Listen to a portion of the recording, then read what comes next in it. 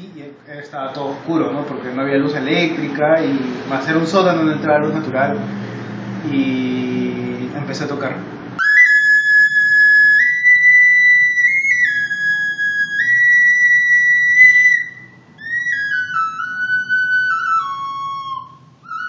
Con los que he viajado, me los he encontrado en algún viaje, los conozco así. Los viajeros, pues, ¿no? Entonces, a veces necesitan algún lugar donde quedarse y se quedan acá. Y cuando están acá también me ayudan con mis cosas. Todas estas cosas no son mías, o sea, las calabazas son mías, las herramientas son mías, pero el resto de muebles y cosas son de mis tíos que se han quedado acá durante muchos años, de mi mamá. Este es el espacio de taller. Por acá es el lado de las calabazas. Hay calabazas para hacer muchas cosas, como por ejemplo, acá tengo una cortada y cuando la cortas viene con sus semillas adentro, ¿no? Porque es una fruta. Y tengo distintas calabazas de distintas formas, ¿no? Para distintas cosas que voy a hacer. Algunos prototipos de cosas que también hice por ahí. Esta marimba, por ejemplo, que es de chonta.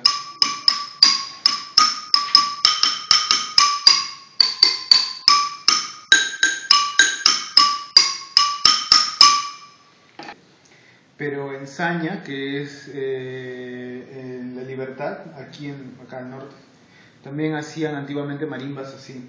En el África las marimbas, en lugar de tener resonadores de bambú, tenían resonadores de calabaza. Por eso me interesa, porque quiero trabajar con la calabaza y porque tengo un montón de material para poder hacer resonadores. Entonces, por eso tengo estas teclas. De hecho, esta marimba me la regalaron y acá tengo las teclas para poder hacer la réplica. Este es un encargo de un amigo que quería que le talle este caracol. Entonces, es una chamba bien dura en verdad porque el caracol tiene todos estos relieves, como acá, y hay que pulirlo. Y luego que se pule, se talla. Y en verdad la parte más difícil es pulirlo. Toma mucho tiempo, mucho tiempo. Y luego ya viene el tallado, ¿no? Que es relativamente más sencillo. En verdad es mucho más sencillo que pulirlo. Pulirlo es como una meditación porque hay que estar todo el día así.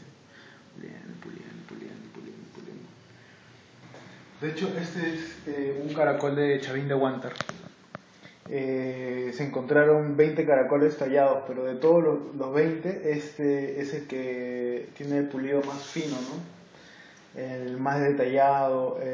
Y lo curioso es que ninguno de los caracoles que fueron encontrados en Chavín de Huántar se hicieron en Chavín de Huántar. Vienen de otros lados. Probablemente son Cupiznique, que es como una cultura que estuvo en estrecho contacto con Chavín, pero de la costa norte, Sierra Norte. Para teñir las líneas se necesita una ceniza muy oscura. Y antiguamente usaban la ceniza del lichu, que es esta hierba que crece en las alturas a más de 4.000 metros. Es lo único que crece ya a 4.000, 4.500 metros de altura y para arriba. Y eso seco y quemado da una ceniza bien negra y con eso se teñía antiguamente. Entonces la versión urbana era papel periódico. Pero un día que hacía un fueguito acá, puse una calabaza que tenía rota y la ceniza de la calabaza también es bien oscura. Entonces ahora también uso la ceniza de la calabaza para poder teñir las líneas, ¿no? que tallo. Este es carrizo, que es distinto al bambú, pero que estaba trabajando algo.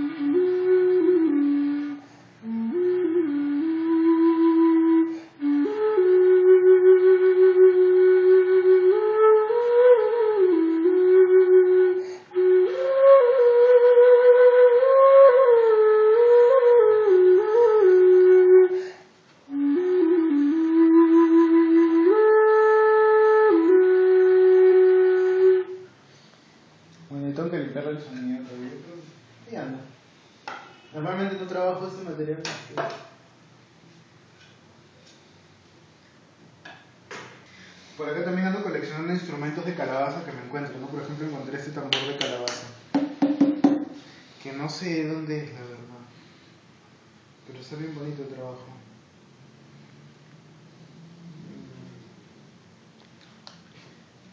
Parece como africano, o algo de por ahí de Centroamérica, tal vez. Tengo algunas plumas para hacer pintales de plumas. Acá tengo algunos canutos que usé. Y lo que hago es cortar esta parte de acá y esta parte usarla para poder hacer esto, ¿no? De distintas notas. Por acá tengo mi colección de los recuerdos de todos los caracoles que se convirtieron en pututos. De hecho, la palabra pututo viene de la palabra fotuto, que le dicen a las trompetas en Centroamérica. Entonces, antiguamente también se hacían trompetas de calabaza porque vienen en esta forma, ¿no? Entonces se pueden hacer muchas cosas con esto. Y una de esas cosas es la trompeta.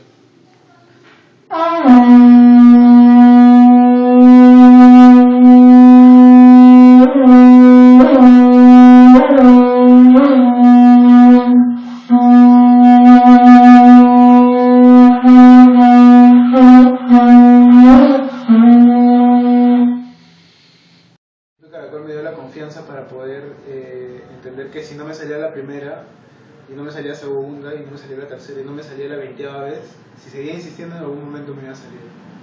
Entonces fue lo mismo con los otros instrumentos, ¿no? Saber que en algún momento me iba a salir si es que yo realmente lo quería, ¿no? Así que con esos caracoles empecé a viajar mucho y a conocer mucha gente. El año pasado estuve en Ecuador justamente para conocer el lugar donde antiguamente este tipo de caracoles, que es el Strombus radiatus, se extraían, que es la misma playa donde se extraía el Spondylus. Y entonces fui allá a hacer una ofrenda y a conocer el sitio, ¿no? Y cuando le contaba a la gente que había ido hasta allá solamente para hacer eso, la gente me decía, pero has venido hasta acá solo a un país que no conoces para eso, estás loco, me decía. Y él decía, sí, tal vez, ¿no? Pero he venido con mucho gusto.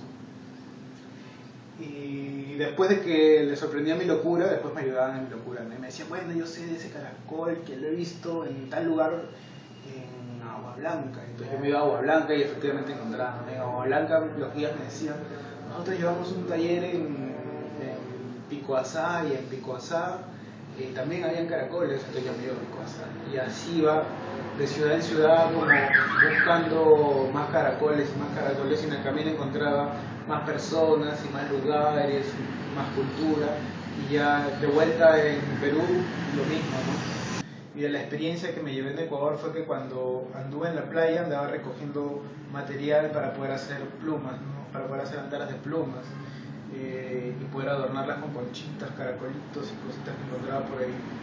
Todo me lo da la naturaleza, ¿no? Cuando estuve en Vilcabamba igual iba al río y sacaba carrizo y con el carrizo hacía flautas y cosas. Y entonces cuando regresé a Piura, las calabazas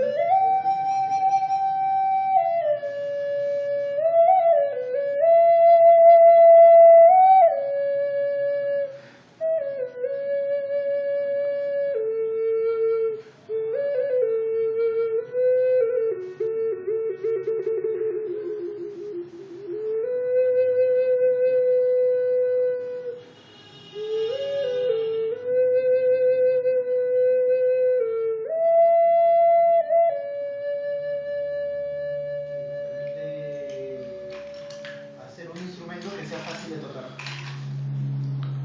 Entonces,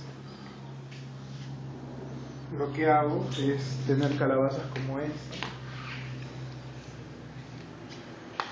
cortarlas y con estos pedazos hacer los instrumentos, ¿no? Y estos primeros, bueno, estos no son los primeros prototipos, pero eran muy parecidos y los primeros prototipos los desarrollé allá en Talara, ¿no? Yo tenía la idea esta de que, bueno, así como he aprovechado los otros materiales, de repente puedo aprovechar este, ¿no? Este es un instrumento que no tiene nombre, pero que Tito inventó, Tito La Rosa. Yo tenía una calabaza de esta forma y entonces me propuso hacer esto, pues, ¿no?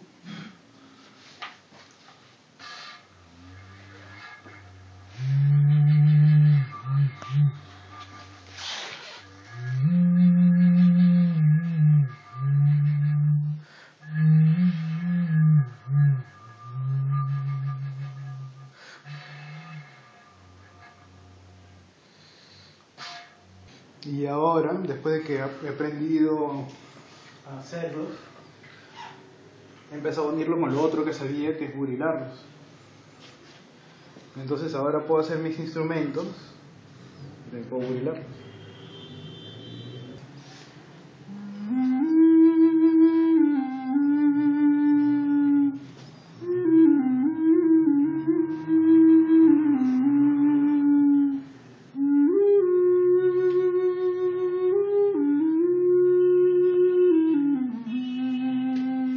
Tengo esta calimba acá, que estas calimbas antes las hacía con un amigo, pero otro amigo mío se especializó en hacer solamente esto. Y la verdad es que él las hacía mucho mejor que yo. Él al principio empezó a hacerlas de calabaza, porque originalmente, porque son instrumentos del África, se hacían en calabaza. Y de hecho se ponían en calabazas tan grandes como esa que está allá, para que hiciera modo de parlante, ¿no? Entonces aumentaba el volumen un montón. Y cuando hizo esta chiquita, le pedí después que me hiciera una de calabaza doble. Y él me decía, ¿y cómo vamos a hacer eso?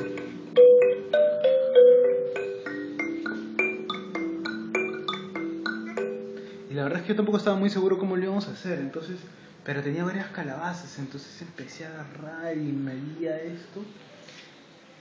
Y agarré esta calabaza, bueno, la otra que tenía más o menos, me vi que era más o menos del mismo tamaño si la cortábamos así.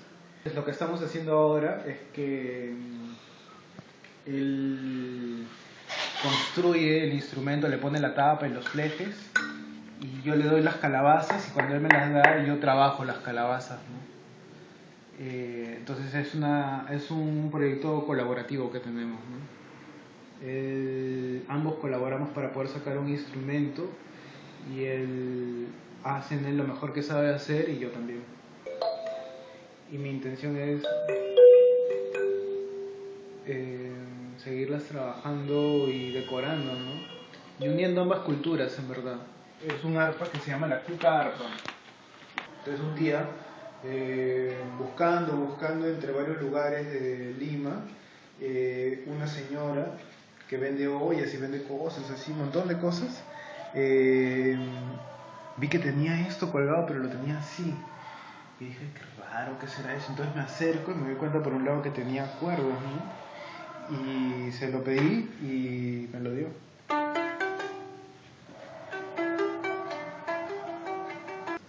Y empecé a también sistematizar un poco algunas cosas de mi vida, ¿no? Que me habían pasado en los últimos 4 años más o menos, hasta ese momento en el que los instrumentos, el sonido en sí se había convertido en algo fundamental para mí, en mi vida. Y entonces yo los usaba constantemente para poder trabajar ciertos estados emocionales, ¿no? Por decir, si sentía alguna angustia, alguna ansiedad por algo, yo me refugiaba en el instrumento, en la música, en algo, y eso automáticamente me aliviaba, ¿no? No sabía lo que hacía, pero sabía que lo tenía que hacer.